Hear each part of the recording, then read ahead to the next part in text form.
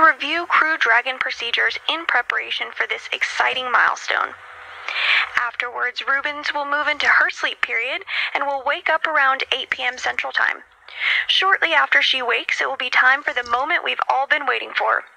Rubens will be in the cupola of the International Space Station monitoring as Crew Dragon begins its approach initiation burn to bring it below the station and then in front of the station for the final approach before docking.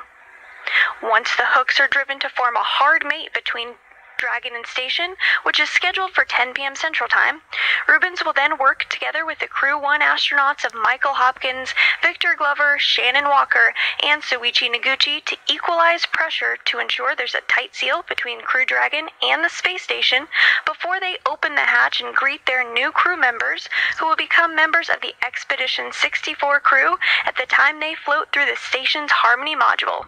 This will more than double the current population of the space station and bring the crew count on board station to 7. Everything's still a go on the station side for an on-time docking. For now, back over to you, Gary and Michael. You heard Sandra name drop the 4 astronauts that are on Crew 1 today. Let's now take a moment to learn a little more about today's 4 astronauts. Starting off, this will be the second space flight for Crew Dragon Commander Mike Hopkins. He's a U.S. Air Force colonel. Here's more about the Missouri native who's already logged 166 days in space.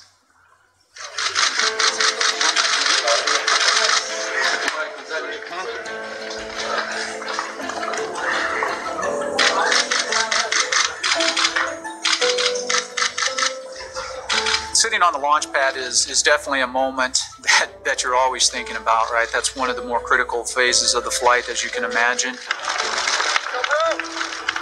You're very focused in, right? It can be a very emotional time. You're kind of pinching yourself because it's hard to believe that you're finally there. Born in Lebanon, Missouri, he is an Air Force colonel and a flight test engineer. He was selected as an astronaut in 2009.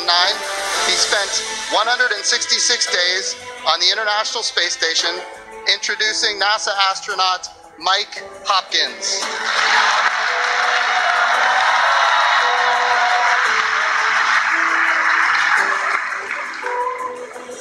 You know, it's funny. I mean, a lot of times people think of the dream of being an astronaut as something that a kid would have. And I remember when my wife and I first started dating at the University of Illinois, and I told her that I wanted to be an astronaut, she laughed at me and kind of said, "Are you serious?" But at the same time, she stuck with me throughout the years, and to have that dream come true is pretty amazing.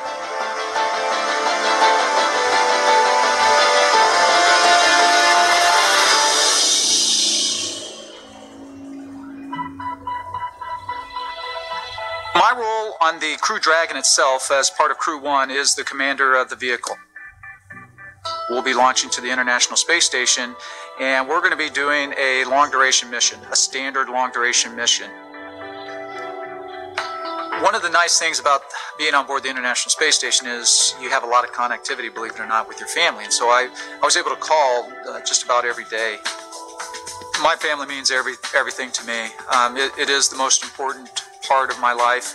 My wife Julie, my son Ryan, my son Lucas, they are just such a huge part of this whole endeavor. You know, without family, it just wouldn't be as meaningful. The partnership that we have right now with SpaceX, it's pretty powerful. They bring a lot to the table. NASA brings a lot to the table. We've got a ton of experience in human spaceflight. When you're out there on a day-to-day basis and you're interacting with their engineers and you're interacting with their trainers and you're interacting with the people that are actually building the rockets and building the capsule itself, you really get to establish the relationships, the personal relationships. It's not just about the astronauts that are on board, but it's about the entire team at NASA and SpaceX that it's taken to launch this Crew 1 vehicle, and we couldn't do our job without them.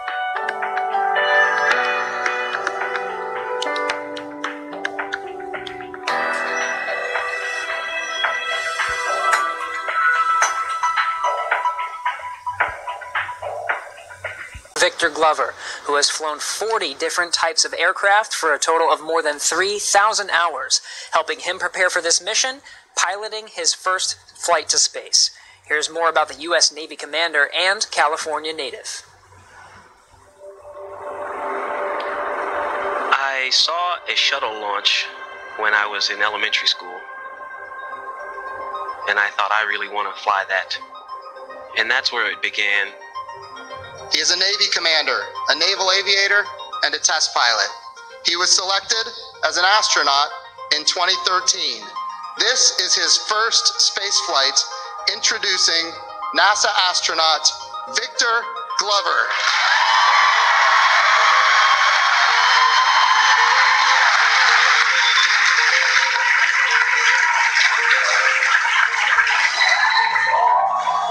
First and foremost, I'm just grateful to God and to my family. To work and live in space is just a humbling and amazing blessing in and of itself. This is a test pilot's dream. Flying has been such an important part of my professional life, and I love to do it. 64,000 feet, that's the highest up I've ever been above the ground. And so to get to a point beyond that, that'll be a little special moment. I'm a rookie astronaut. I'm the pilot and going to be learning the ropes from a very experienced crew. Trying to balance that, enjoying and living in the moment, but also managing the responsibilities to make sure that we get to space safely. I'm looking forward to that juxtaposition of emotion, I think. Tell me about how you ended up here. I think for every astronaut, that's kind of a different story. Ooh, wow, that goes way back. So high school athlete, loved being a part of a small high-performing team, wrestling and football. Was fortunate to wrestle in college while pursuing my engineering education. I actually originally wanted to be a Navy SEAL. That's what started my journey in the Navy, and I wound up deciding to go into aviation and learn to fly.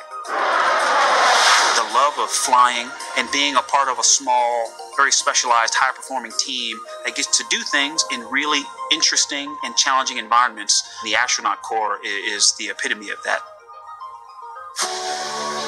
This is truly an exciting time for human spaceflight in our nation, and believe me, it's only going to get better as we charge off into the future.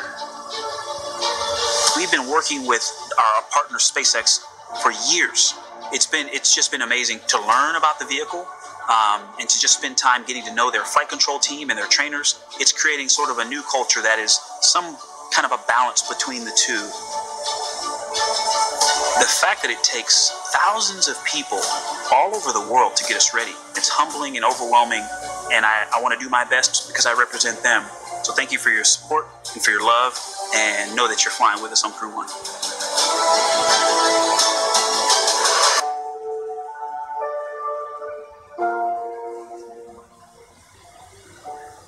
And in seat number 4, we have Crew 1 mission specialist Dr. Shannon Walker. She flew previously on the Russian Soyuz, spending 163 days in space. Here's more on Dr. Walker, who will be the first woman to fly in a commercial orbital mission. I always wanted to be an astronaut.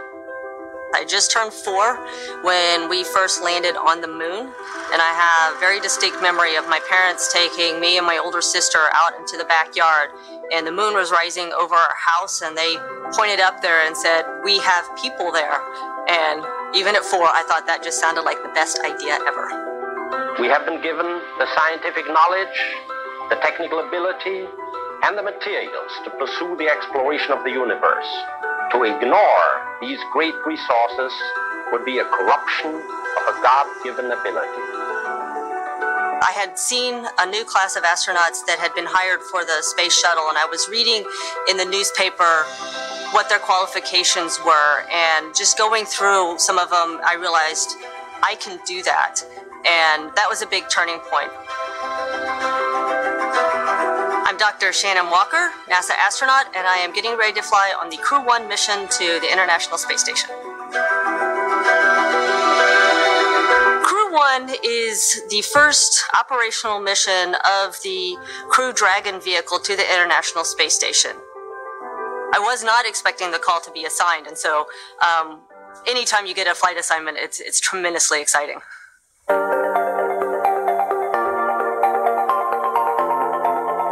I spent 6 months on the station previously in 2010, and I am so looking forward to getting back there and having another 6 months on the space station.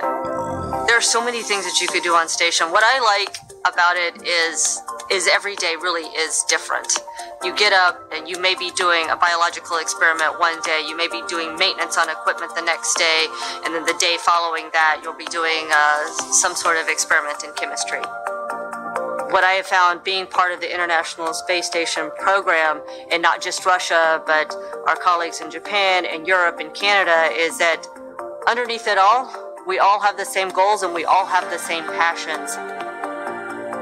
The Dragon spacecraft represents to me is just a continuing evolution of better computing power that's evolved over the years and different ways that the crew can interact with the spacecraft. SpaceX is a very interesting company. There are so many young people. I always imagine it to be like it was in the early Apollo days at NASA, with so many young engineers so passionate about what they are doing. The important thing is we both have learned from each other, and now we've got a very strong bond on what we want to accomplish and how we need to accomplish it together. I do believe that human spaceflight is an imperative for our planet, and to be a part of that, to keep the progress growing, I find very inspiring.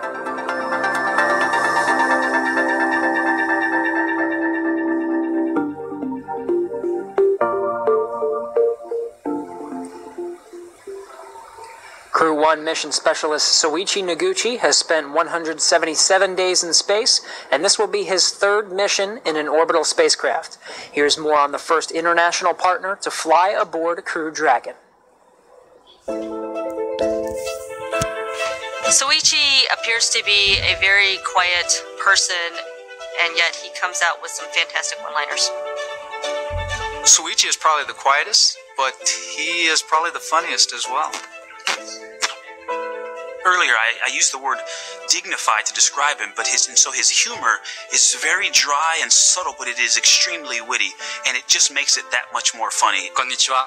My name is Soichi Noguchi. I am Mission Specialist 1 on Crew 1 mission to International Space Station. Well, my mission will be help support commander and the pilot on Crew Dragon. And of course, once I arrive on the space station, I'll be a board engineer and do lots of science and maintenance and spacewalks, robotics, all kinds of work. I'm really fortunate enough to have a good crew member.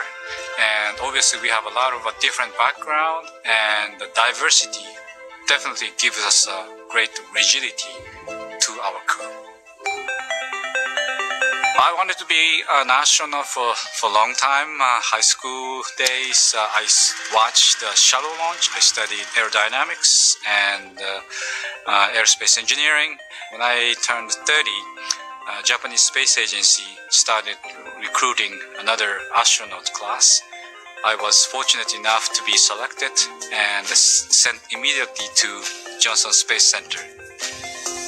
My first flight was 2005. That was on the Space Shuttle Discovery STS-114. And the next flight was 2009. That was on the Russian Soyuz. The vehicle is definitely like living creature. All the pipes, all the pipelines are alive. I really remember the morning of the launch day. I arrived at the pad. Hey, this vehicle is alive and waiting to go up. And liftoff of Space Shuttle Discovery, beginning America's new journey to the moon, Mars, and beyond. I'm really looking forward to go back to that launch day. The Crew 1 is the first operational spaceflight after the certification given by NASA. Important thing is this is brand new, designed from scratch, 21st century spacecraft, and this is a new design, and obviously the SpaceX did a very nice job. The spacecraft of this century is not just for America, but this is an international corporation, and all the other people around the world have a chance to ride on this Crew Dragon. So this is a new era.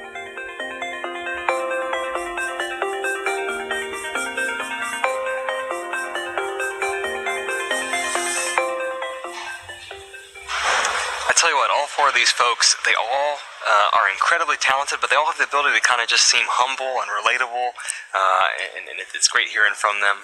So you got to know a little more about them.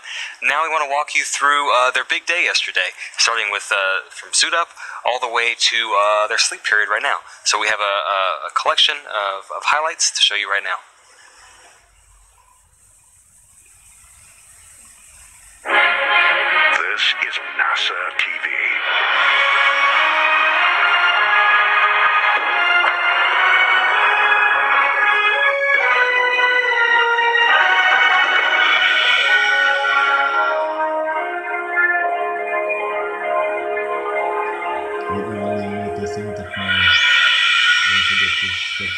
You're looking at the Crew Dragon spacecraft and Falcon 9 rocket set to carry 3 American astronauts and 1 Japanese astronaut to the International Space Station in just a few hours. Today begins the first full-duration science mission of NASA's Commercial Crew program.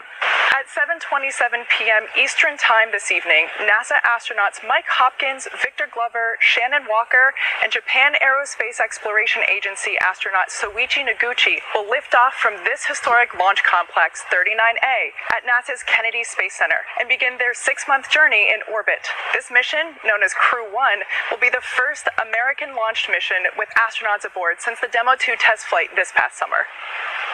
Here's our first live look inside the suit-up room. Wow, it is so exciting to see this, isn't it? All 4 of them. Yeah, it's just okay. So there's a look at Commander. That looks like Mike Hopkins. Yeah. So each astronaut has an assigned crew team member to make sure they're part of our suit-up team. And that suit-up lead or assigned crew member is essentially responsible for communicating any feedback, making sure that we're getting thumbs up, verbal goes, that everything is fitting well and is comfortable.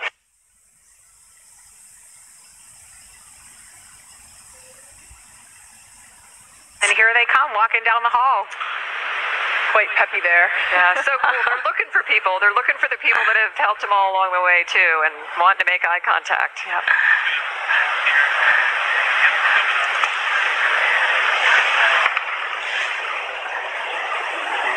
That banner behind them in the elevator holds the signatures of many of the team members who worked so hard to make sure that this spacecraft and rocket is as safe as possible for this crew.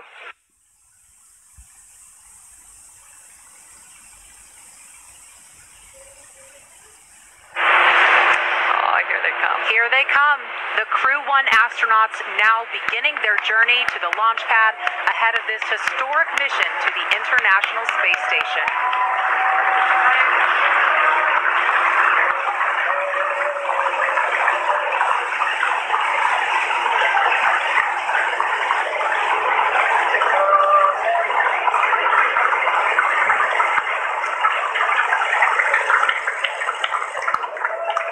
Outside the ONC building, we have friends and family gathered there for final goodbyes prior to liftoff with our astronauts. And that's a very different thing to the shuttle days.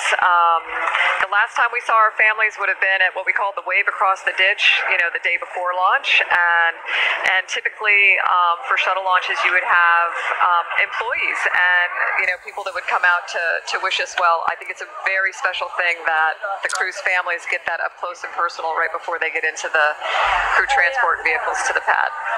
You notice everyone keeping is a safe distance here, but that distance would be enforced regardless of whether COVID-19 was a factor in what's going on. That distance is maintained regardless.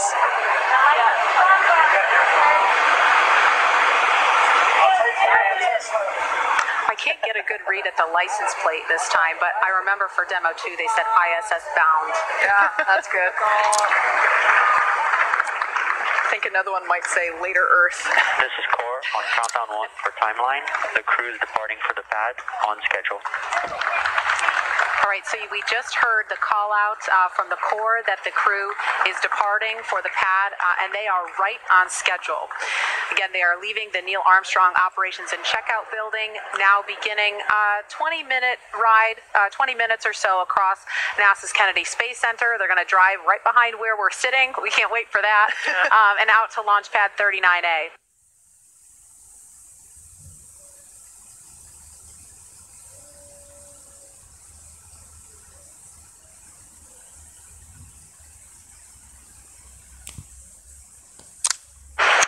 here's our first look at that level where they come out of the elevator. Now they're going to make their way around because they have a handful of stairs to climb to get up to the level where the crew access arm is. That's that long suspended walkway. So here they go up the steps. Oh, look how beautiful. It's been a long time since I've had the privilege of being up there and seeing that view up in person, but it is just, words don't do it justice. Yeah. Okay, and so this will be Victor and Soichi now approaching the pad. So Mike and Shannon got a head start. Victor and Soichi are making their way to the elevator. Now I wonder if they're going to stop and they got it. Strain, or maybe they've already done that to get a look up. And you know, we're having a lot of fun here. We know the crew is having a blast. There they are. I knew they were going to do it. Here's a look inside the crew access arm from the inside. I love this shot. You know, when this was being designed, it was definitely a forward-thinking design that we went with. We really wanted it to encapsulate the experience of the next era of spaceflight, really wanting to make it look futuristic, as with the suits and the capsule itself. We now see Shannon adding her signature to the wall. So in keeping with tradition, we painted this room white, and the advanced team, once again, I'll talk about them. Part of their responsibility, also making sure that there's a Sharpie on hand so that crew members can add their names to our signature wall. Bob and Doug did this prior to their flight, and I love that this is really the last thing you do before you get in our spaceship. I just love that there's an opportunity, and I'm really looking forward to seeing the list of names grow over time. Hi! I feel like he's watching us.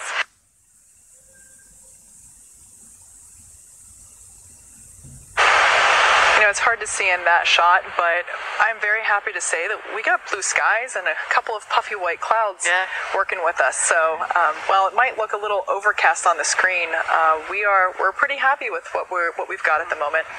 And you can see the little shadows of them moving along through the windows into the white room. Almost there.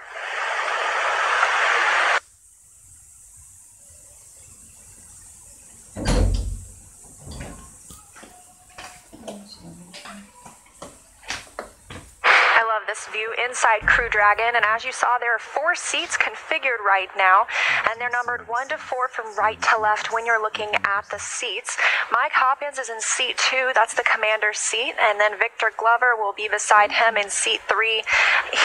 That for Crew Dragon is the pilot seat. Soichi Noguchi is in seat 1, and Shannon Walker is in seat 4. Once they're all finished getting buckled in, those seats will also rotate into launch position. Right now, it does look like they're a little further away from those display panels, but once they rotate backwards, those display panels will be right in front of them and easy to access.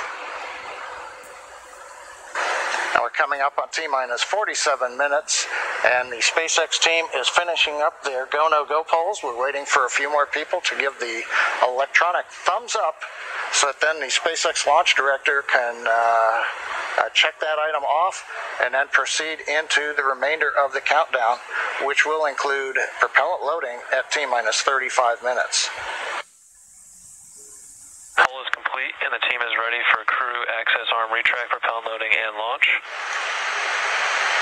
And it looks like the crew access arm has already begun to retract away. Just a beautiful sight. So this is one of the last major visual milestones that we have before launch.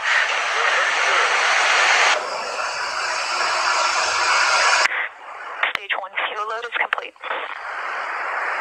Okay, right on time.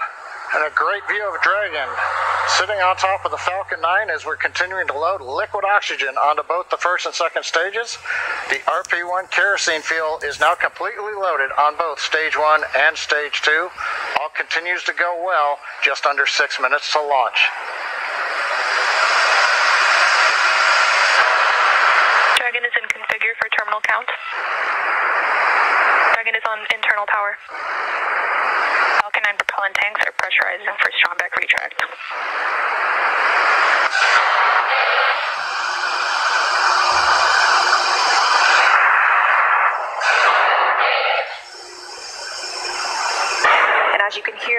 sounds like Soichi Noguchi said, the vehicle is alive. Can I get a countdown? FPS is armed, Falcon 9 is started up and is now controlling. 50 seconds now until liftoff. That FTS you heard is flight termination. SpaceX, go for launch. SpaceX, this is Resilient. Roger, go. Go for launch, and at 37 seconds, the International Space Station flying over Kennedy Space Center. All for one, Crew 1 for all. Crew Dragon poised to go catch it.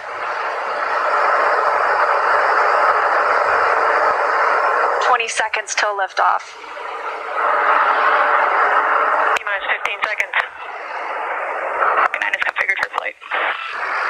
10, 9, 8, 7, 6, 5, 4, 3, 2, 1, 0. Ignition.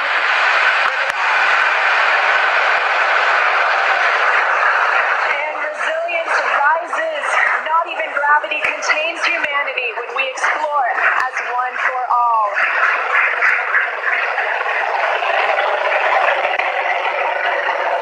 Propulsion is nominal.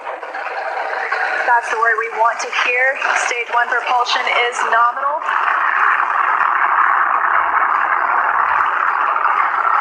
As 30 seconds into this historic mission, flying crew on board Dragon and Falcon 9.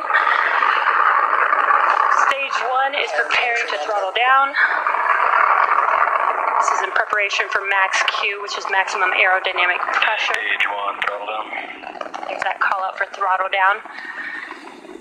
Power and telemetry continue to be nominal for the vehicle, now traveling at 262 meters per second. Falcon 9 is supersonic. There's that call out. The Falcon 9 is supersonic, and we will be passing through max Q here shortly, the largest structural load during ascent. Max Q. There's that call out. That Falcon has passed through max Q. 1 Bravo. And we've just entered Stage 1 Bravo aboard mode. That's going to take them through the end of the first stage burning just before second stage activates off the coast of North Carolina.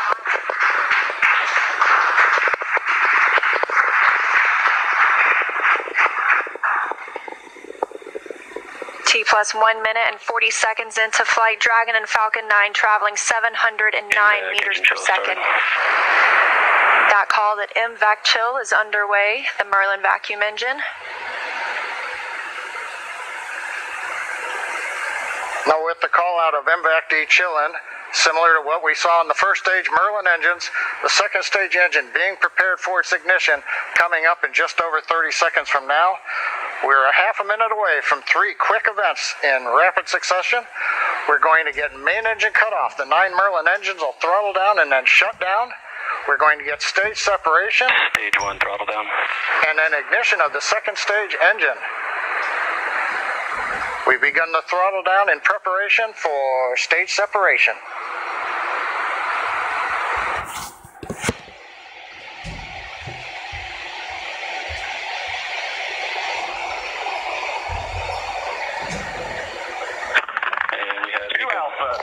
Stage separation confirmed.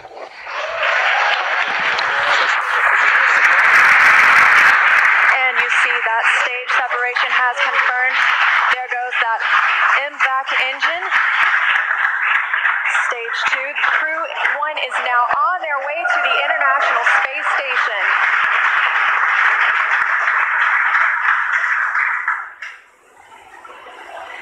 On the right side of your screen, you see Stage 2 continuing to burn.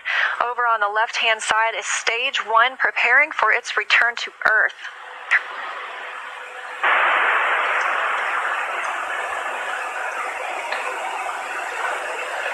And we've got ignition of the entry burn, center engine, followed by the other 2 restart engines. First stage now getting ready to re-enter the Earth's atmosphere.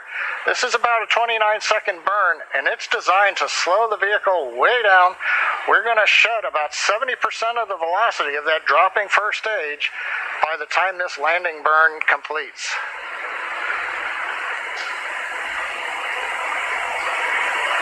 MVAC shutdown. And we've got shutdown of the second stage engine on time. Dragon SpaceX, nominal orbit insertion. Launch escape system is disarmed. And SpaceX copies. And Leah, the words we like to hear, a nominal orbit insertion.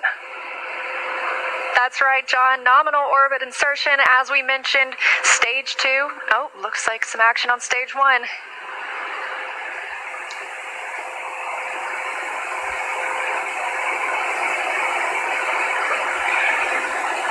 And I believe we've had a touchdown on the drone ship. We've got stage 1 has touched down on the drone ship in the Atlantic Ocean. But now, the more important news, second stage is in orbit, right where we want, right on time, and we're getting ready for our next major activity, which will be Dragon spacecraft separation. Now, currently on the second stage, we are essentially venting pressure, purging the engine out, making sure everything is quiet in preparation. Take a look. That's inside Crew Dragon right now. Our Crew 1 crew now coasting in low Earth orbit, still attached to that second stage. In just a couple of minutes, we should see that second stage separate, and Crew Dragon will be flying free.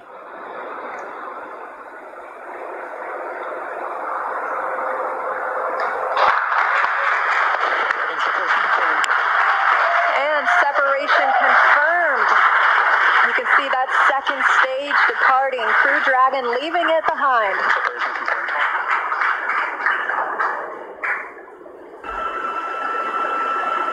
Confirmation from teams on the ground and the crew. You can see them monitoring those 3 display panels, monitoring their journey to the International Space Station and where they are in the world right now, or over the world, I should say.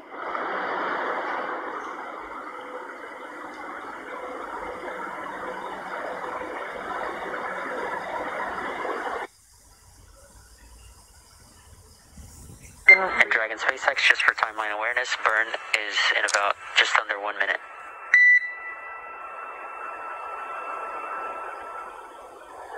And copy that. We see it starts in 40 seconds. And just for your awareness, both MS-1 and pilot are out of their suits, and they're getting them strapped into their seats this time. Copy all.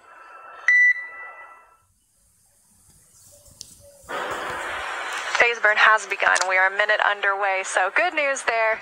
And it should last about 9.5 minutes, raising the perigee, or the lowest point of Dragon's current orbit, to a higher altitude.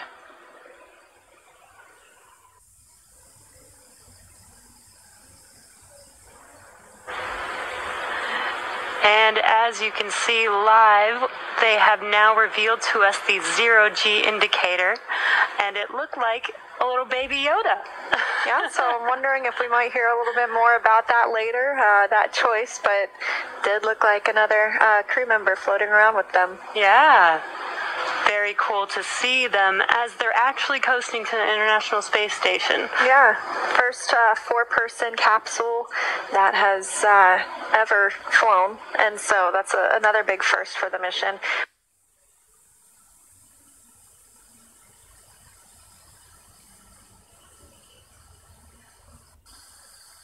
This is a view over the shoulder of our commander, Mike Hopkins, and pilot, Victor Glover, taking a look at some of the systems aboard Crew Dragon. Pretty neat to see them interacting with those touch screens.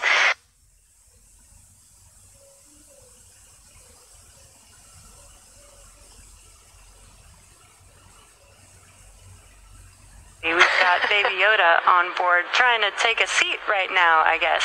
I know, I think that's Victor Glover's seat, so hope he doesn't mind. Maybe Baby Yoda's trying to pilot the vehicle. But some pretty cool views. The crew members are hanging out, quite literally, as they coast to the International Space Station.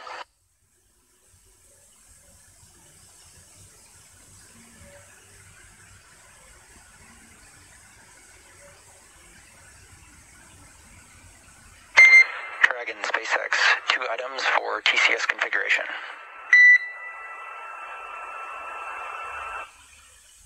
And go ahead for TCS config. Dragon, for the TCS Loop Bravo caution, this alert was due to configuring the warmer mixing mode. We were slightly too cold prior to that transition. We plan to clear the alarm status and bring both loops back to the nominal configuration.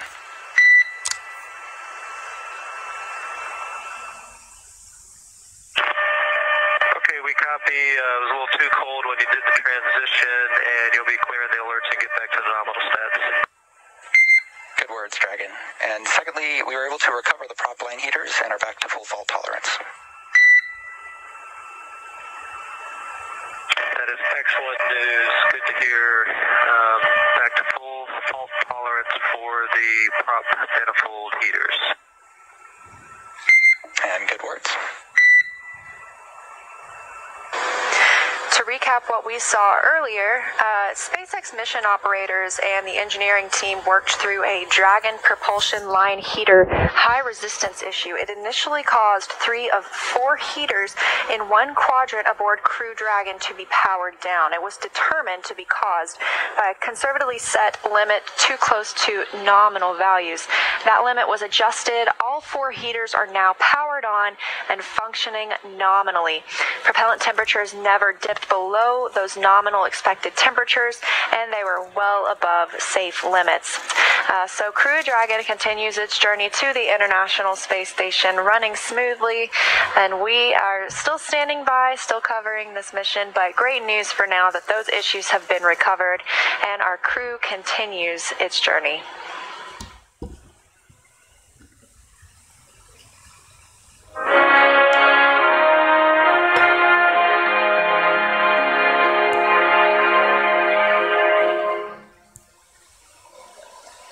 What you just saw was a recap of the Crew 1 mission so far. A lot of great milestones that have happened and we've been following along with.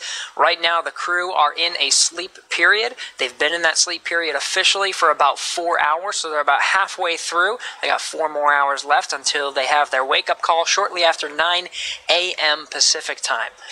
Right now we are tracking an additional burn, possibly being added to Dragon's trajectory, just at about an hour and a half from now, 6:50 a.m. Pacific time. The Dragon Flight Control team is tracking adding a phase burn. This will get Dragon into, adjust the phasing of Dragon slightly so it's in the proper configuration to be prepared for that boost burn. That's the next major burn to occur that will raise Dragon's apogee, or the highest point in its orbit, to just 10 kilometers below station. Right now we're sitting well below that. And then after that we'll conduct a close co-elliptic burn that'll help us maintain that 10-kilometer burn. So we'll keep you updated. We're not stopping our coverage. We'll keep you updated here live on NASA TV and on SpaceX.com. We'll also be answering questions occasionally throughout our coverage. Send those questions in using the hashtag AskNASA. Stick with us.